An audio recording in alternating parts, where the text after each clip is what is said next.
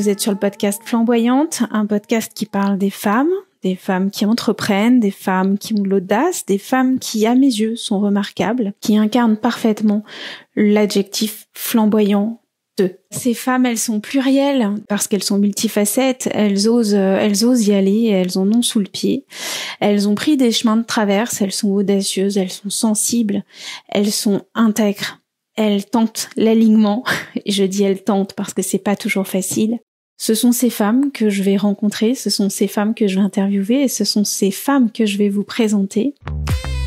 Je suis Sabine Reynard, révélatrice de marque et d'être. J'accompagne les entrepreneurs et les chefs d'entreprise à révéler qui ils sont dans leur business et plus simplement à aligner ce qu'ils font à qui ils sont et non l'inverse. Je pars de l'être pour aller à la marque.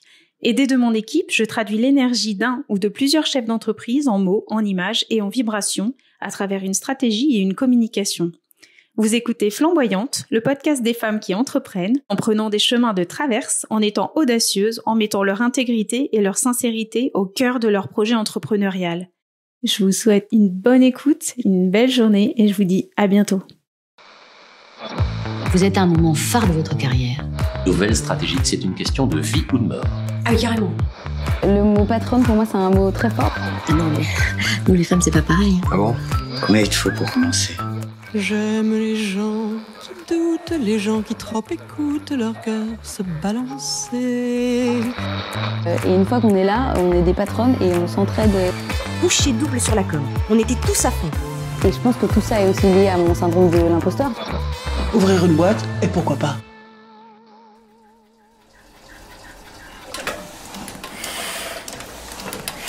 Alors aujourd'hui, j'enregistre l'épisode de Flamboyante dans un lieu très spécial puisqu'il s'agit d'un atelier d'impression typographique situé juste dans Nantes. J'allais dire à côté de Nantes, mais on est déjà dans Nantes. Et pour moi qui ai passé pas mal d'années dans des ateliers d'impression et de finition, ça me touche beaucoup. Je suis donc assise sur un canapé avec Alice, la boss de la petite frappe. Pour celles et ceux qui n'auraient pas compris, cette expression décrit le travail traditionnel qui consiste à frapper ou presser le papier pour y graver ou imprimer des créations. Et la petite frappe, c'est aussi l'art de vivre un peu voyou, développé avec humour par la patronne de la maison. Alice bichonne ses machines Heidelberg centenaires. Elle utilise toutes sortes d'encre, elle gaufre, elle marque à chaud, elle débosse, elle imprime, elle contrecolle, elle coupe. Bref, elle a les mains dans le cambouis, comme on dirait. Elle fabrique des cartes de visite, des invitations, des trucs fous avec des contraintes techniques dingues, toute la sainte journée habillée d'une blouse, souvent. Et le soir, on la croise dans un bar branché ultra looké. D'un goût plus que certain, d'une maîtrise exemplaire, non seulement Alice fait beaucoup avec ses mains, mais elle est aussi une sacrée chef d'entreprise qui entreprend, qui investit et qui développe de main de maître son affaire. Elle est sur tous les fronts, solo, je ne sais pas comment elle fait. Bref, je suis une fan inconditionnelle de cette femme déterminée, talentueuse et dont les posts Instagram ne cessent de me faire sourire, tellement elle est entière et engagée et tellement ce qu'elle produit est beau et léché. Voilà, ça y est, c'est bon, ça va être à toi, Alice. Écoute, bienvenue. Merci en tout cas de m'accueillir ici. Et pour commencer, est-ce que tu peux nous partager ton humeur du jour et également te présenter comme tu le souhaites? Merci beaucoup. Je suis honorée déjà de faire partie des invités du podcast. Et puis, plus qu'honorée par cette introduction. Je vais rougir. L'humeur du jour, j'aimerais bien qu'il arrête, qu'on sorte de la brume un petit peu, ça ferait du bien, mais sinon ça va, pas mal. Et oui, pour me présenter, donc oui, je suis imprimeur. Alors imprimeuse, j'ai appris il y a très peu que le terme adéquat était imprimeuse après des années d'errance, à savoir s'il fallait mettre un E ou un Euse. Donc il va falloir que je refasse toute ma papeterie.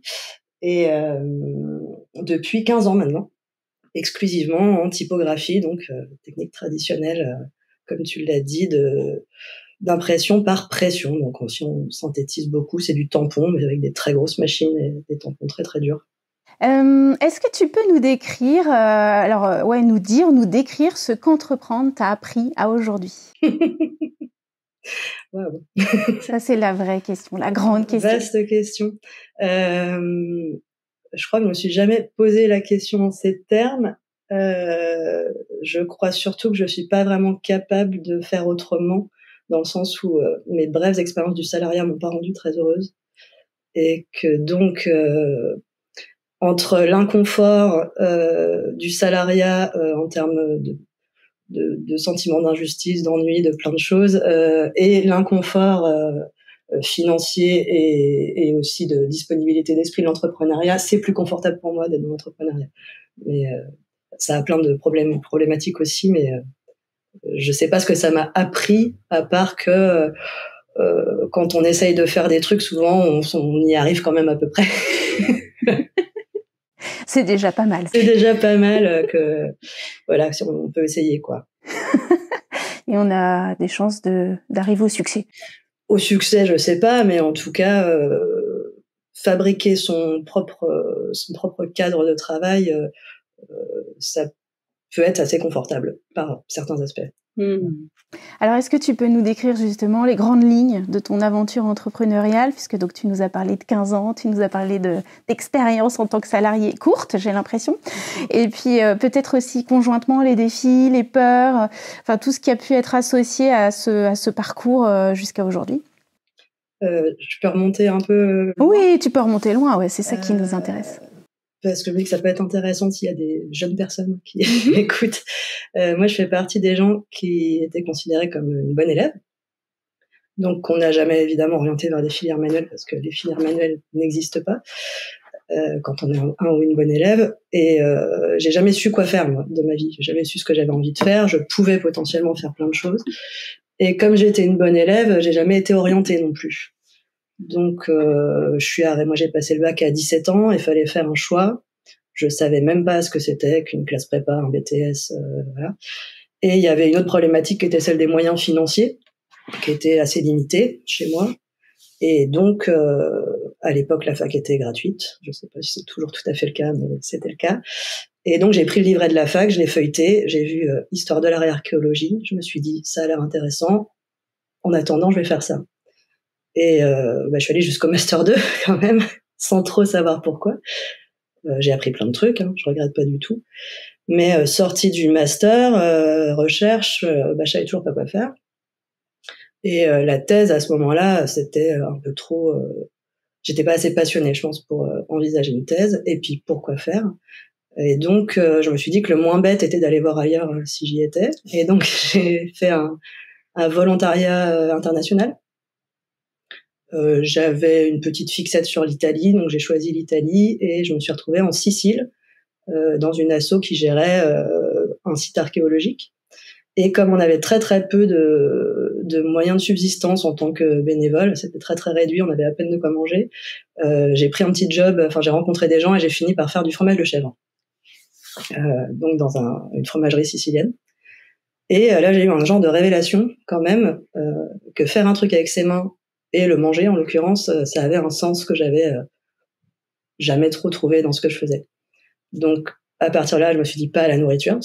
C'est vraiment très, très, très dur, la nourriture. Mais l'artisanat a commencé à être un truc un peu attirant. Et j'avais à ce moment-là 23 ans, 24 ans. Et j'avais un ami dont je savais que le père était imprimeur, que j'ai eu au téléphone dans ces eaux-là, et qui m'a dit mon père va partir à la retraite. Il faudrait, je vais aller essayer d'apprendre des trucs pour pas que ça disparaisse. Et à ce moment-là, on s'est dit, moi j'aimerais bien y aller, venir avec toi et aller apprendre ça. Je ne sais pas pourquoi, je ne connaissais rien en imprimerie, mais je me suis dit que ça allait me plaire. Et donc à 25 ans, je suis partie dans le Lot, dans le 46. On a remonté une association, on était plusieurs, on était 6, et le père de cet ami qui est donc mon maître imprimeur, qui s'appelle Gérard Lefebvre. Et j'ai passé 6 ans là-bas à apprendre de lui et à travailler en collectif. Et alors c'était pas rémunérateur du tout. Moi, j'ai passé 6 ans au RSA parce qu'il n'y a pas de formation en fait de typographie, donc il n'y avait pas moyen de financer quoi que ce soit. Il n'y a plus d'école. Et à la campagne, on vit pas grand-chose, donc j'ai passé 6 ans comme ça. Et puis au bout de 6 ans, j'avais un peu fait le tour moi de ce projet-là, et je suis revenue à Nantes. Avec l'idée que j'avais envie de monter un atelier à moi, toute seule. Parce que l'associatif, c'est super, mais des fois, on a envie d'être un peu tout seul à décider de ce qu'on fait. Et ça a pris encore un peu de temps, donc c'est là que j'ai refait un peu de salariat pour trouver un local. C'était déjà la problématique à l'époque, était de trouver un local. Et je suis revenue aussi parce qu'il y a eu plusieurs décès dans ma famille. Et suite à ça, j'ai touché un tout petit héritage, mais qui m'a permis d'acheter le matériel sans avoir à emprunter, ce qui était un grand confort pour lancer une activité. Et on a fini par me proposer un local à transfert à l'époque, par copinage, hein, clairement.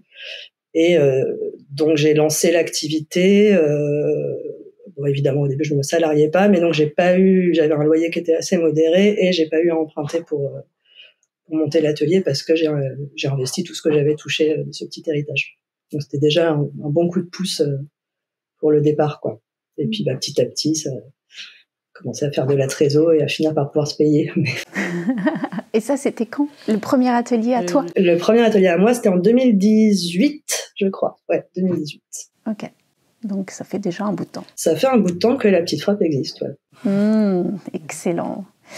Donc, justement, par rapport à ce nom de la petite frappe, que je trouve absolument génial, Moi aussi, j'aime il est pas de toi, hein, je voulais connaître son origine. Alors, vas-y, dis-nous. À l'origine, c'est... du coup, en revenant à Nantes, j'ai quand même mis 2 ans à trouver les moyens de monter cet atelier, mais je savais que je voulais monter un atelier et j'avais le problème du nom, parce que je savais pas comment l'appeler. Que l'atelier bidule et l'atelier machin, j'avais pas trop envie. Et dans un bistrot, un coin de comptoir, une connaissance, une petite figure nantaise qui s'appelle Julien Tonnet m'a dit t'as qu'à appeler ça la petite frappe. Génial. C'est un peu le roi du calembour, il s'est même pas rendu compte de l'énormité qui venait de sortir. Et j'ai dit, mais c'est bien sûr, hein, c'est la petite frappe. L'illumination. Voilà. Ouais, excellent. Et après, est-ce que tu as fait un choix spécifique? Alors bon, ce nom, il est déjà ultra fort et bien évidemment, il veut dire beaucoup de choses par rapport à ton métier artisanal et puis par rapport à ta personnalité, évidemment. Est-ce que, en termes de positionnement, tu as choisi de positionner ton atelier sur des spécificités, des choses que d'autres ne font pas? Toi, qu'est-ce que tu adores en fait là et comment tu te positionnes? Alors, pas du tout. À la base, je me suis dit, il n'y a pas d'atelier typo à Nantes, donc je vais pas marcher sur les plates-bandes de qui que ce soit. Il y a plein de graphistes dans cette ville, c'est le bon endroit. Ça tombe bien, c'est chez moi. L'idée au départ, c'était juste de travailler et de rentrer de l'argent.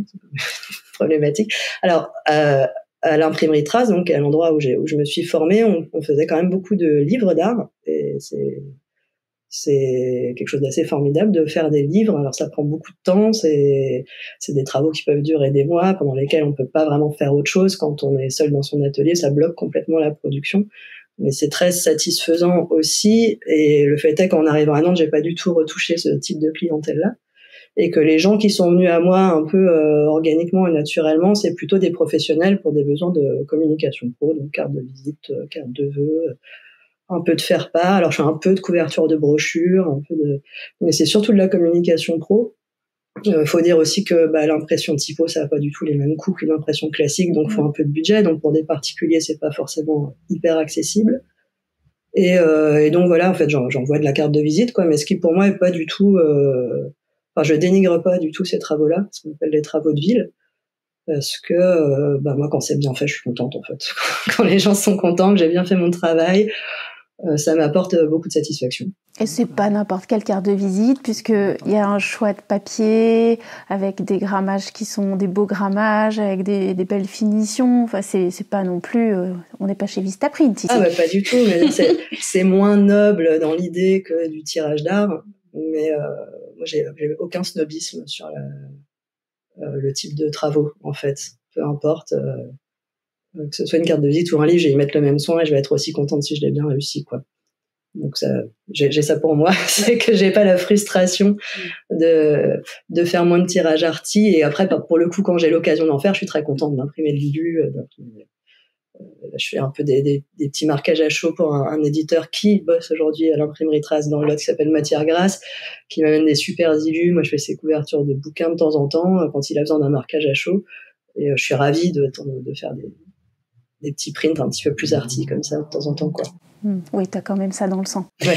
Et comment tu t'es débrouillée avec le matériel? Enfin, c'est quand même des machines complexes. Je sais pas si dans le Lot tu avais les mêmes bécanes. Quasiment. Donc, du coup, t'étais complètement formée. Quand t'as ouvert ton atelier, tu maîtrisais parfaitement toute la technicité. Oui et non, parce que le marquage à chaud, chez Trace, il n'y en avait pas. Et donc, quand je suis revenue à Nantes, j'ai fait un petit passage par un atelier qui fait du faire-part, qui s'appelle l'imprimerie Rosemood, dont je crois les ateliers ont été partagés maintenant entre Nantes et l'Allemagne. Et du coup, il y avait une machine de marquage à chaud. Ils voulaient lancer des finitions en marquage à chaud. Et en gros, ils n'avaient pas de technicien ou de technicienne pour faire tourner la machine. Et moi, j'avais postulé à ce moment-là. Et donc, le fait est que c'est quand même moins technique qu'un travail à l'encre. Et donc, en faisant, j'ai assez vite compris comment ça marchait. Et donc, on a créé ce poste. Et après, j'ai formé des collègues dessus. Et puis, quand je suis partie, ça roulait toujours. Et donc, voilà, il y a ça que j'ai appris, mais un peu sur le tas. Mais j'ai eu la chance, moi, d'avoir une formation très complète, en fait, quand même, parce que j'ai appris d'un imprimeur de métier pendant des années. Ce qui est pas le cas de beaucoup de gens de ma génération en typo, parce qu'aujourd'hui on est quand même assez nombreuses et nombreux. Alors je dis ça se compte en quelques dizaines, hein, mais on est quand même pas mal à relancer des activités en typo un peu partout en France. Et la plupart des gens achètent une machine et apprennent sur le tas en bidouillant, ce qui est très bien, mais il y a quand même des trucs qu'on ne peut pas vraiment deviner tout seul, et puis on perd du temps. Et moi, j'ai la chance d'avoir une formation quand même, un panel très complet de savoir-faire sur ces machines-là, quoi. Et de transmission vraiment traditionnelle, puisque j'imagine que ce monsieur, lui, il avait été formé avec le vrai savoir-faire tradit. Apprentissage à 16 ans en composition. C'est quelqu'un qui a fait toute sa carrière dans l'imprimerie. Et alors, niveau communication, c'est inné chez toi, parce que bon, t'es quand même une communicante hors pair, enfin, vraiment, j'adore. Tu fais ça, c'est toujours, il y a beaucoup d'élégance, énormément d'humour, t'es très engagée dans ce que tu fais, bon, ça c'est sûr qu'il y a un vrai niveau d'engagement déjà au niveau du travail, mais pas que, dans les idées et aussi dans tout ce que tu défends, et donc ta com est géniale, et donc ça vient d'où là? C'est inné, ça sort d'où? Alors c'est marrant parce que c'est des questions que je me pose des fois. Alors la communication pour moi ça se borne à Instagram. J'ai pas vraiment d'autres réseaux parce que c'est déjà assez chronophage comme ça. Mais en fait j'ai jamais réfléchi une DA, on va dire déjà esthétique. Des fois je regarde mon feed, je me dis c'est n'importe quoi, c'est pas du tout normé. Alors je me pose la question des fois si ça vaudrait pas le coup de payer quelqu'un pour faire un cadre qui fasse peut-être plus professionnel, qui soit un peu plus normé, avec des typos, une identité visuelle, en fait, un schéma de poste à remplir, comme ça se fait, en fait. Et en même temps, je trouve que le côté un peu bordélique, il me ressemble aussi. Alors, je sais pas si j'y gagnerais ou si j'y perdrais à normaliser un peu le truc. Le fait est que non, c'est pas du tout calculé. Quand j'ai le temps, et que je fais un truc qui roule bien, je me dis, je vais poser l'appareil photo devant, je vais filmer un peu, je monte ça en 10 minutes, je mets ça sur mon téléphone, je me dis, mince, faut une musique, alors faut trouver une musique qui va avec. Rien n'est monté sur la musique, enfin, c'est complètement à l'arrache. Les photos, c'est un peu pareil. Et, y a rien qui est anticipé et calculé à l'avance. Mais, je sais pas dans quelle mesure ça me sert ou ça me dessert, en fait. Mais bon, en tout cas, ça me fait plaisir, ça me ressemble. Je fais pas trop de compromissions, je pense. Enfin, il y a pas d'image de marque réfléchie, quoi, du tout. Et en même temps, ça te sert. T'as des clients qui viennent, les gens te suivent. Du travail. Alors moi, j'ai un petit compte, il y a 3500 abonnés. C'est pas énorme. Mais clairement, ça m'amène du travail. Et pour les gens comme moi qui ont du mal à décrocher leur téléphone pour dire faites-moi travailler, je suis génial, c'est quand même bien confortable. Alors ça prend du temps, certes, mais moi, dans mon calcul, c'est plus confortable pour moi de perdre du temps là-dessus, entre guillemets, que d'aller essayer de démarcher, chose que je serais bien incapable de faire. Donc, voilà. Mais oui, ça me fait plaisir que tu apprécies l'Instagram, mais des fois je me dis que c'est un peu n'importe quoi, mais bon, en même temps c'est cohérent avec la façon dont je travaille aussi. Qui est à la fois ultra pro, ultra précise et en même temps très spontanée. Et c'est peut-être aussi ça, j'ai envie de dire, la clé de ton succès si tu sors pas de ton atelier pour finalement accueillir des clients, c'est cette spontanéité, le fait de faire les choses en suivant ton instinct créatif et puis ton élan de cœur. Oui, sûrement. J'espère qu'on ressent une certaine honnêteté parce qu'en tout cas c'est complètement honnête il m'arrive de parler un peu, oui, d'argent, vaguement de politique le moins possible, parce que c'est pas le lieu pour ça, mais là, récemment, on a parlé un peu de format d'entreprise, un peu de... Oui, il y a je pense que c'est aussi important de s'engager un peu, d'être dans l'entraide. Instagram permet aussi de rencontrer des gens qui font la même chose sans les connaître vraiment. Moi, j'ai essayé pas mal de pousser à ce truc de l'entraide, de contacter les gens, de leur envoyer mes vœux, même si on se connaît pas, de faire savoir que moi, si les gens sont bloqués parce que justement ils ont pas eu la chance d'avoir un formateur, une formatrice, je peux les aider, ils peuvent m'appeler. Il y a quand même un truc assez sympathique autour de ça. Puis quand on travaille tout seul, en fait, c'est quand même assez agréable de pouvoir partager des trucs.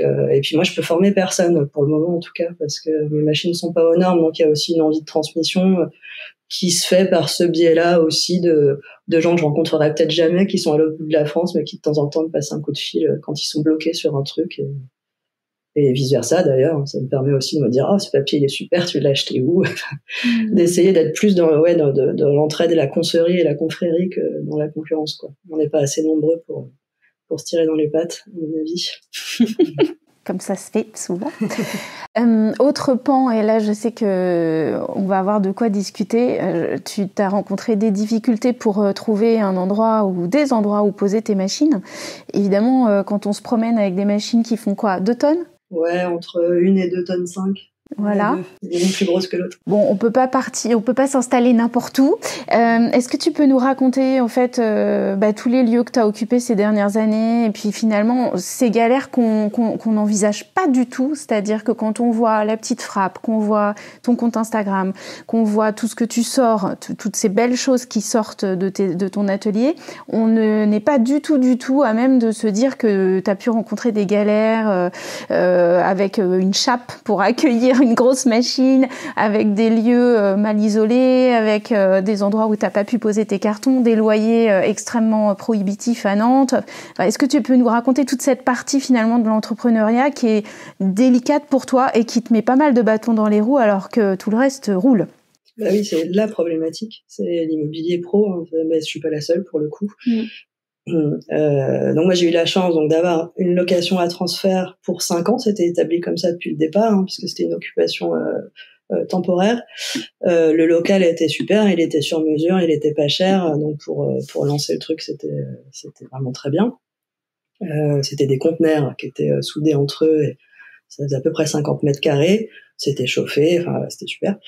Et puis, donc, comme je savais qu'il y avait cette échéance des 5 ans, 2-3 ans avant, moi, j'ai commencé à ouvrir l'œil, à regarder, déjà au niveau municipal, s'il y avait des choses possibles. Et puis après, tout bêtement, sur Boncoin, les agences.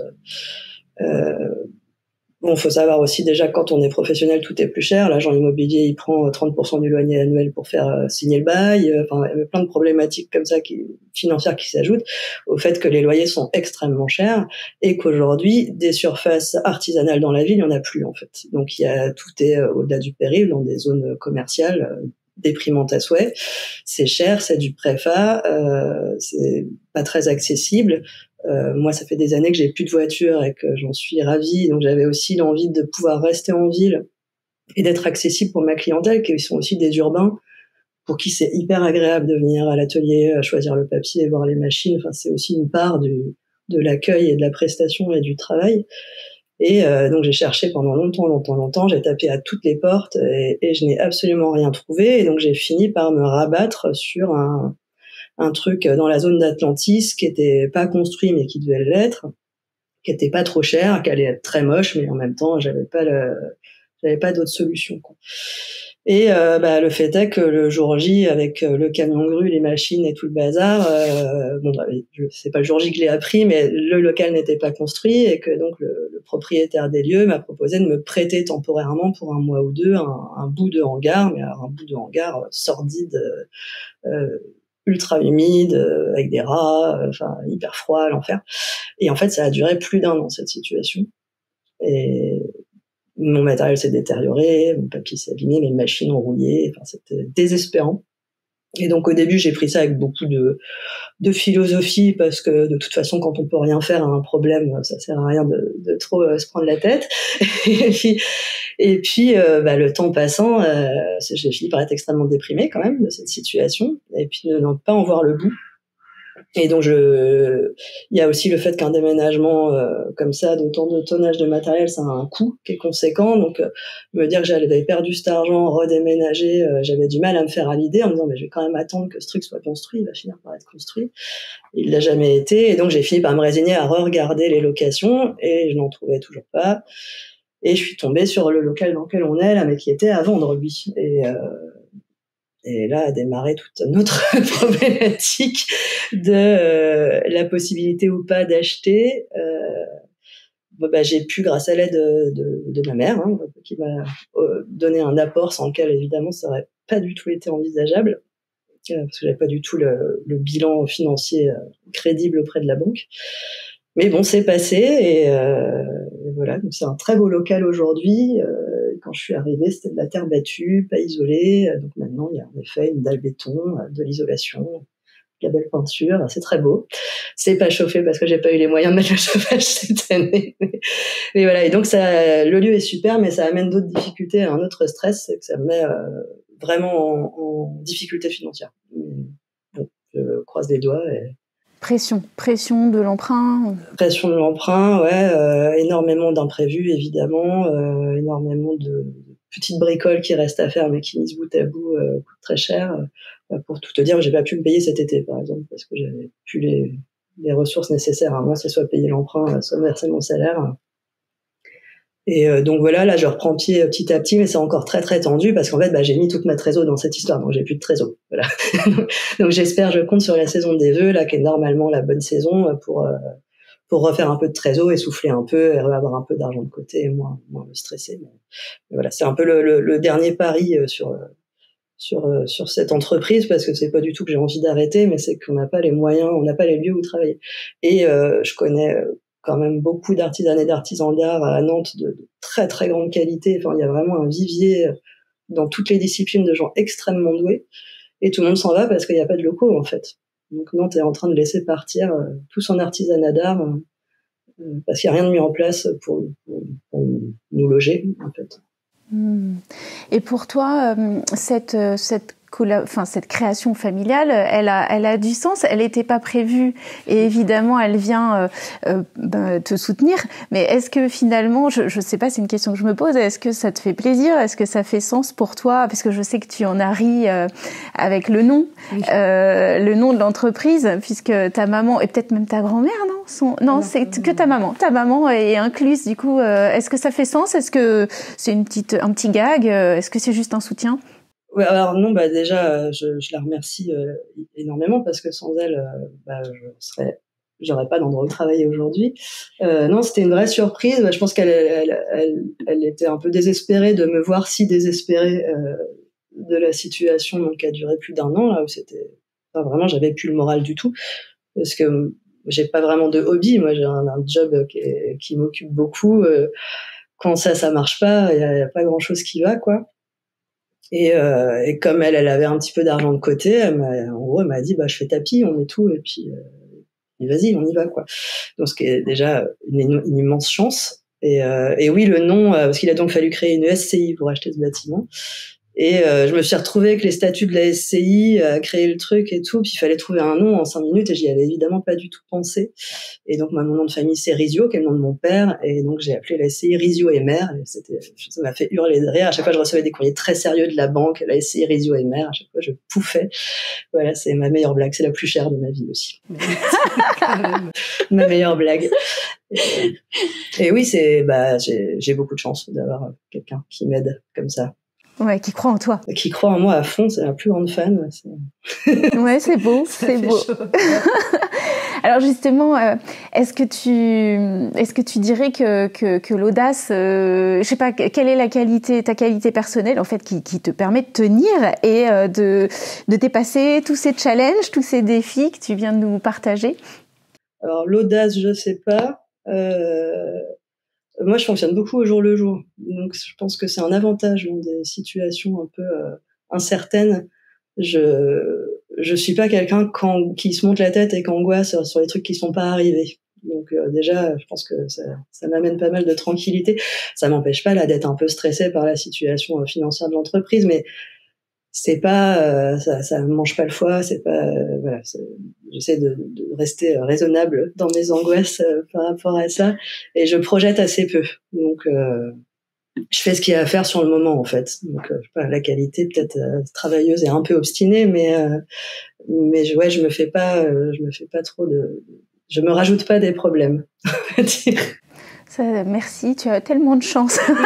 Je sais que c'est pas un choix et que c'est une chance, et je suis bien consciente de ma chance. C'est très, oui, t'as beaucoup de chance de le prendre comme ça. Et du coup, t'as jamais de doute?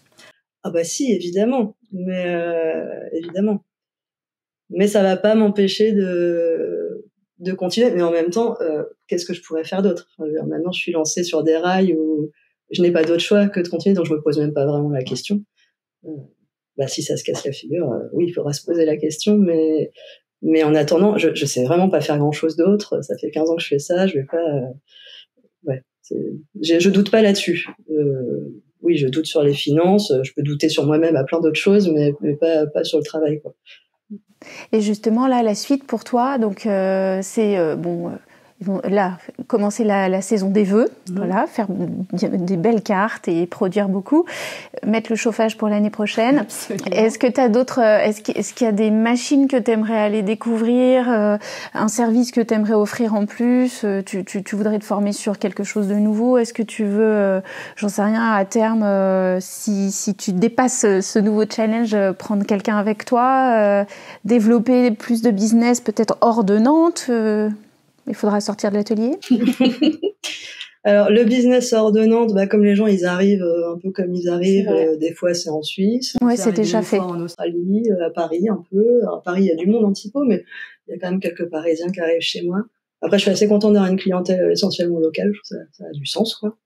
Les autres questions, c'était développer. Oui, alors moi, j'aimerais développer un peu, mais des petits trucs, mais de façonnage.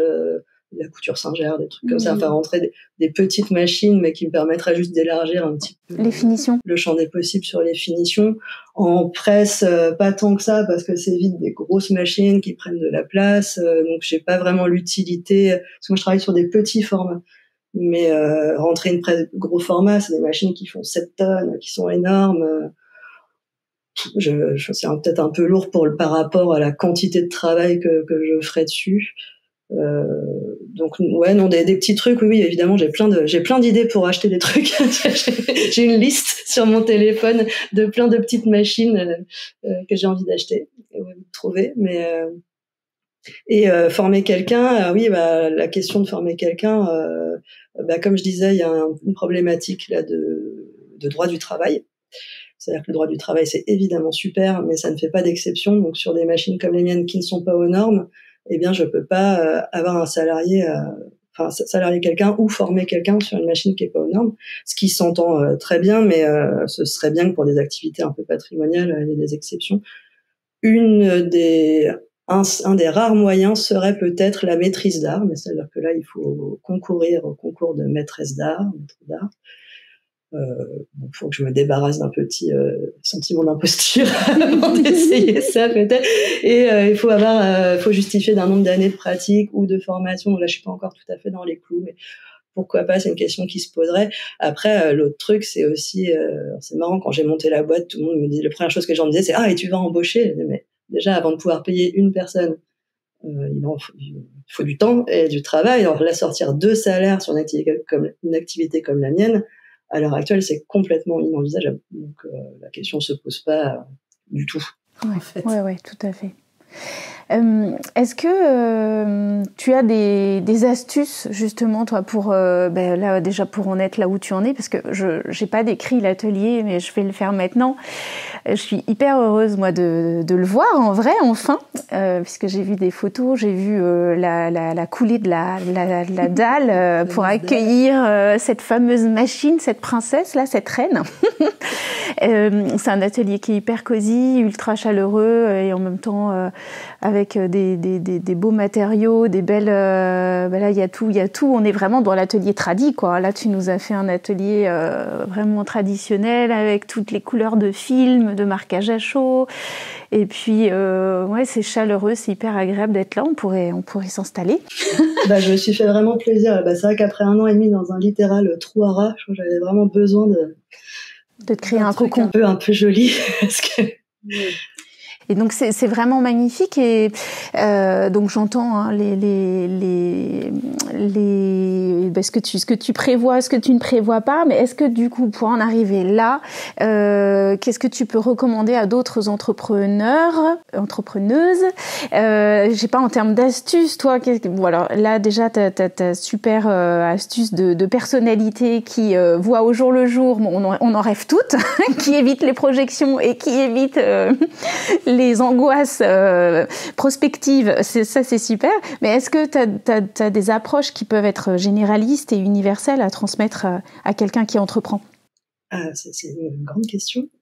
Parce qu'on a tendance, quand on est entrepreneur solo, voilà, on fait ses bidouilles, on compose comme on compose, et puis on fait avec qui on est, on se connaît bien. C'est vrai que l'entrepreneuriat nous challenge, donc on finit par bien se connaître et par composer avec qui on est. Mais moi, je me rends compte en échangeant avec d'autres femmes qui entreprennent que finalement, il y a des choses qui sont plus universelles qu'on ne le pense et que ce qu'on croit très personnel, ça arrive à tout le monde. Et finalement, il y a des tips comme ça qu'on peut se transmettre qui sont hyper intéressants. Déjà, sortir le nez de son atelier un peu et rencontrer d'autres artisanes et d'autres artisans, quel que soit le domaine, je trouve ça assez salutaire. Donc, on a mis ça, d'ailleurs, pas du tout Thomas Braque, qui est joaillier, graveur à Nantes et qui est aujourd'hui notre élu à la CMA, avait monté de façon complètement informelle des petits apéros d'entrepreneurs et d'entrepreneuses. Ça, quand ils rencontraient des gens, ils prenaient leur mail, ils les mettaient dans une boucle. Et on s'est fait quelques apéros comme ça. Et en fait, déjà, pour rencontrer... déjà le panorama de diversité d'artisanat qu'il y a sur une ville, alors évidemment qu'ils n'y étaient pas tous, mais déjà à la petite quinzaine qu'on pouvait être, c'était très riche. On se rend compte qu'on avait effectivement tous les mêmes problématiques, alors beaucoup l'immobilier, c'est vraiment la problématique principale pour tout le monde, mais aussi de se donner des tips sur les droits à la formation, comment on embauche, le truc de la maîtrise d'art, c'est une femme qui était à ces apéros-là, qui elle est maîtresse d'art, qui m'a dit mais en fait il faudrait peut-être que tu te renseignes là-dessus. Et puis on parlait avec d'autres gens qui vivent un peu les mêmes réalités. Déjà ça c'est sûr que ça change la donne. Quel autre conseil Bon, écoute, si ça ne vient pas... Là aussi, prendre du temps pour soi, essayer de pas trop... Non de pas être trop acharné, il faut être obstiné, mais pas acharné, quoi. Ouais, ça c'est une bonne reco. Moi, je suis quelqu'un qui sait très bien rien faire. Ça aussi, j'ai beaucoup de chance aussi là-dessus. Ah, et tu arrives à équilibrer... Rien faire, donc quand j'ai pas trop de travail, je ne fais absolument rien. Et voilà. C'est de pas être trop la tête dans le guidon tout le temps. Chouette, prendre un peu de recul, c'est bien aussi.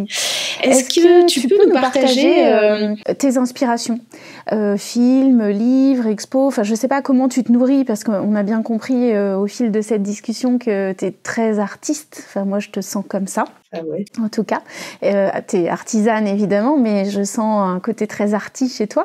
Est-ce que quelles sont tes inspirations? Qu'est-ce qui te nourrit? Qu'est-ce que tu fais pour te nourrir au quotidien? Bon, c'est marrant que tu dis ça parce que moi je me ressens pas du tout artiste. Je pense que je fais partie des gens qui n'ont pas de créativité, mais qui font. Moi, j'estime avoir un savoir-faire que je mets au service de la créativité des autres. Et que c'est une place que je trouve hyper confortable pour le coup par rapport à une personne qui va poser ses tripes sur la table et les présenter au monde. C'est quelque chose qui moi me terrifierait au plus haut point. Donc moi je me suis vraiment pour moi du côté artisanal de la force et pas du tout artistique. Après ce qui me nourrit, alors moi j'écoute énormément de podcasts, donc c'est marrant de faire un podcast. J'en écoute toute la journée sur tout sujet. Beaucoup de trucs politiques, un peu de true crime comme tout le monde, beaucoup de podcasts aussi sur l'art, le cinéma. J'écoute des podcasts sur des films que je n'irai jamais voir, et ça me passionne. Voilà, j'écoute des gens causer toute la journée. Je vais pas mal à des concerts. ça fait une bonne coupure aussi avec la vie. Et sinon, non, moi je lis plus depuis des années. Je regarde, Instagram est un super bon moyen aussi de voir des trucs quand même, faut dire. Il a plein de défauts ce réseau, mais il a aussi plein de qualités. On voit passer des trucs super, ça donne des idées, ça crée des liens. Ouais, je sais pas trop. Ouais, c'est d'autres sources. C'est déjà pas mal. Alors bon, t'es pas artiste. Moi, quand je vois tes looks, tes silhouettes, je me dis waouh. Au niveau mode, ça va. Ouais, mais c'est pas moi qui les fais, les fringues. Oui, mais les associations, excuse-moi de te dire qu'elles sont toujours très très bien trouvées. Et est-ce que tu as une idée ou une envie d'une personne que tu aimerais écouter sur le podcast Flamboyante, que je pourrais interviewer? Est-ce qu'il y a une femme qui t'inspire, que je pourrais contacter, qui nous nourrirait toutes? Eh ben, alors, mince, j'aurais dû réfléchir un peu en amont, mais rien n'est préparé, tout est spontané. J'aime beaucoup le travail de bijouterie de Atelier Fabro, comment elle s'appelle? Ah oui. Alors, je sais pas du tout ce qu'elle aurait à raconter, si elle aurait envie de le faire, mais j'essaye de retrouver, c'est pour ça que je bafouille un peu, j'essaye de retrouver l'Instagram. Elle fait des bijoux à partir d'argenterie recyclée, donc déjà une démarche que je trouve assez rigolote. Et elle fait des très belles pièces. Voilà, Fabro. Ok, très bien. Mais écoute, je prendrai contact avec cette femme. Et après, il y en a plein, des super artisanes à Nancy aussi, évidemment.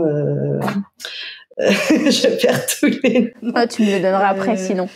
Oui, j'ai fait ces cas. Julie Barbeau, la brodeuse. Elle fait des choses merveilleuses. Waouh, ça c'est intéressant. Elle brode des sequins sur des toiles immenses et c'est des tableaux en fait brodés. Et ça réfléchit la lumière. C'est très très beau. Waouh, incroyable. Je ne connais pas. Elle était main d'or au dernier salon des métiers d'art. Ah waouh. Incroyable. Ah, merci pour ces 2 recommandations. Est-ce que tu aimerais ajouter quelque chose par rapport à ton parcours, quelque chose dont on n'a pas parlé, qui te tient à cœur, qui est important? Dont on n'a pas parlé, pas vraiment, parce que j'ai un peu bien raconté ma vie quand même.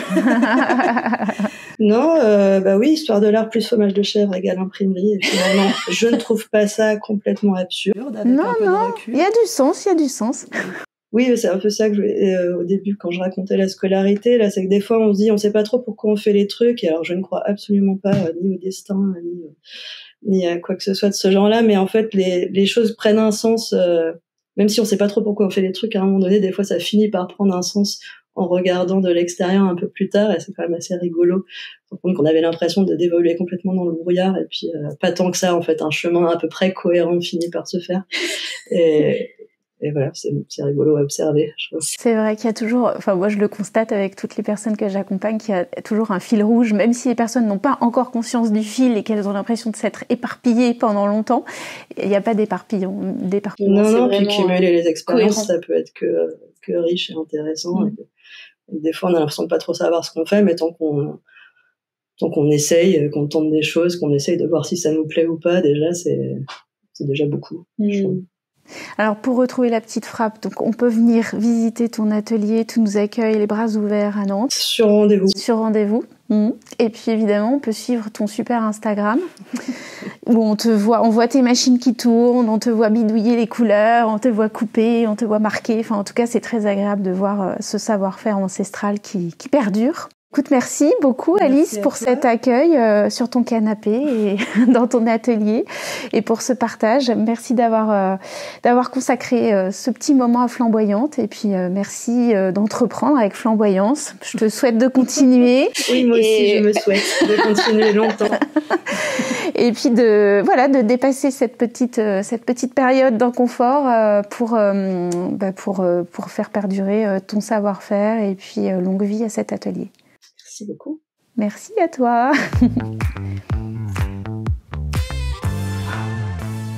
Et voilà, vous venez d'écouter un épisode du podcast Flamboyante et Entrepreneur. Si vous avez aimé, je vous remercie par avance d'aller déposer un avis 5 étoiles avec un commentaire sur Apple Podcast, de bien évidemment partager cet épisode sur l'ensemble de vos réseaux, d'envoyer le lien à votre tante, à votre amie, n'hésitez pas. Et si vous avez une super idée d'une femme flamboyante que je pourrais interviewer, envoyez-moi son nom et ses coordonnées s'il vous plaît. Cet épisode a été réalisé et créé par Sabine Reynard. Le montage a été fait par Karina Michel et je remercie très sincèrement Laure Brignone pour ses conseils techniques. Si vous souhaitez me joindre, si vous avez vous-même envie de vous lancer dans l'entrepreneuriat, si vous souhaitez recevoir des conseils à propos de votre positionnement, de votre posture, de l'identité de votre marque, de comment créer vos offres, de comment révéler votre univers de marque et votre identité en vous rendant visible et accessible, n'hésitez pas à me rejoindre au www.sabinereynard.com et puis vous pouvez me joindre sur toutes les plateformes d'ici là. Je vous dis à très bientôt. Rendez-vous le mardi toutes les 2 semaines à 7h pour un nouvel épisode.